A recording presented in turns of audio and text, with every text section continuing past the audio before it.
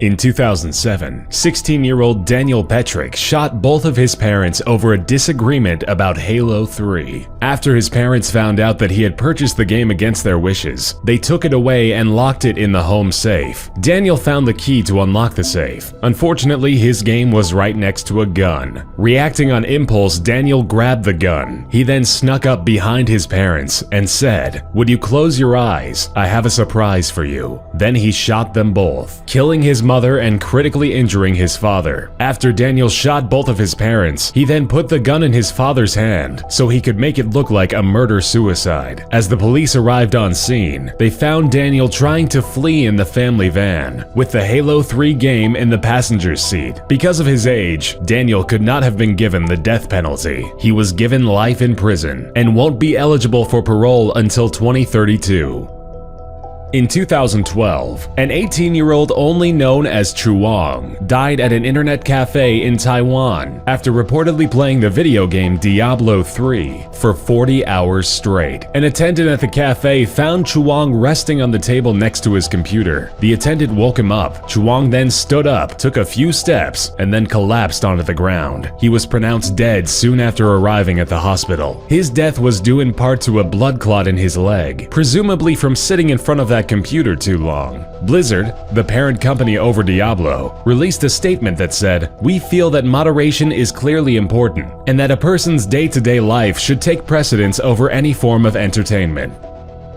A 17-year-old Philippine teen murdered his own grandmother after she interrupted his Dota match. The teen had been playing Defense of the Ancients in a neighborhood internet cafe. His grandmother, who told him not to play that game anymore, went to pick him up and return him to their home. When the woman began scolding him about the game, he alleges that he blacked out and beat his 68-year-old grandmother to death. The teen cleaned up the bloody crime scene and called his aunt, who then called the police. The victim was found with wounds on her neck, chest, head, and arms. Police officers also found blood-stained ceramic shards of what appeared to be a smashed vase in a garbage bin in the front yard. The grandmother, who had raised the boy since early childhood on her own, was killed because the boy wanted to play a video game.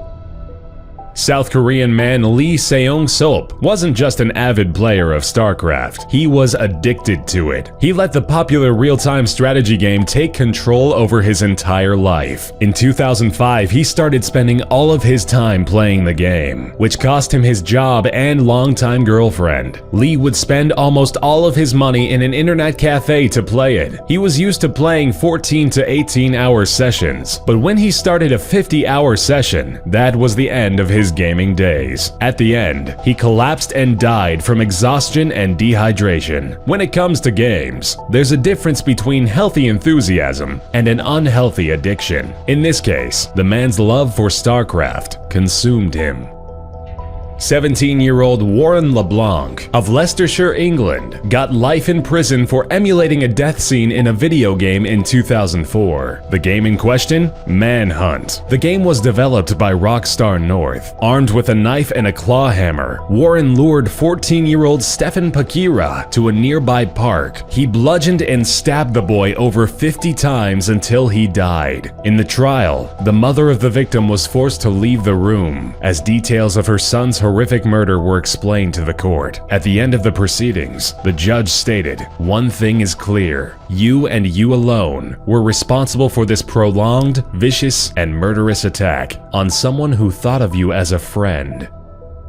In 2013, an 8-year-old Louisiana boy intentionally shot and killed 87-year-old Mary Smothers, his own grandmother. The event happened only minutes after the boy started playing Grand Theft Auto. Authorities believe he intentionally shot Mrs. Smothers in the back of the head as she sat in her living room watching television. Family and friends of the victim have stated that the victim and the juvenile had a normal, loving relationship and even shared the same bedroom. The sheriff's department released a statement saying investigators have learned that the juvenile suspect was playing Grand Theft Auto 4 just minutes before the homicide occurred. The boy, now living with his parents, won't face charges. Under Louisiana law, a child younger than 10 is exempt from criminal responsibility.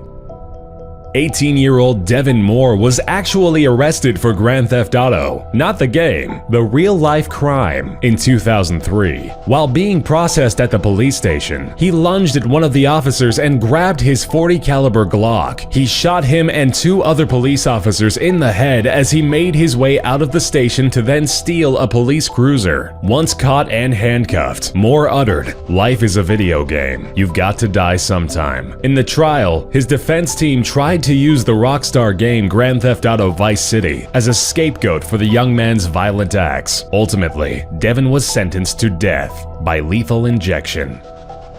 In 2014, an 11-year-old boy in the Philippines was stabbed to death by a 16-year-old male. Allegedly, the 11-year-old victim hacked into the older teen's online Dota 2 account. According to the family and police investigations, the victim was taken to a construction site where he was beat up by the suspect. His head was slammed on the walls repeatedly before being stabbed over 40 times. The 16-year-old suspect denied any contact with the victim. However, he was found with heavily blood-stained shorts and drops of blood leading up to his house. The stabbing was so horrific that the mother couldn't recognize her own son.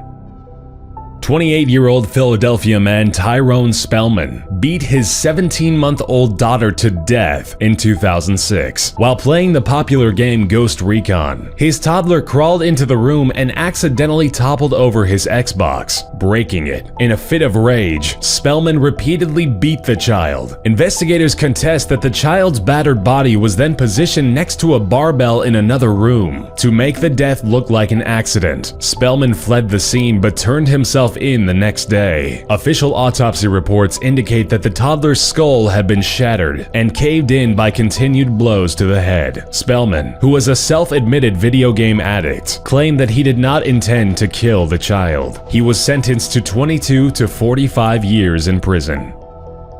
In 2014, 12-year-old Peyton Leutner was stabbed 19 times and left to die in the middle of the woods. The culprits responsible for the attempted murder were 2 of Peyton's close friends, 12-year-old Morgan Geiser and 13-year-old Anissa Wire. The 2 girls were trying to please a fictional video game character, Slender Man. They thought that if they sacrificed a real person to him, he wouldn't haunt them or hurt their families. According to court documents, they told detectives they had been planning to stab her for months. Investigators discovered more than 60 drawings of Slender Man in Geiser's bedroom. One drawing depicted a girl lying on the ground and a person standing over her with the message, "I love killing people." Once the pair lured Peyton into the woods, one of the girls pounced on her and started to stab her repeatedly. During the entire ordeal, the victim was screaming in agony and saying, "I hate you guys. I'll never forgive you. I trusted you." Once the attack was over, the girls ran away. Miraculously, Peyton survived the attack and crawled her way to a nearby trail where she was discovered by a cyclist. Leutner has made an amazing recovery from the attempted murder, and as of this year, the girl who came within a whisper of death celebrated her 13th birthday.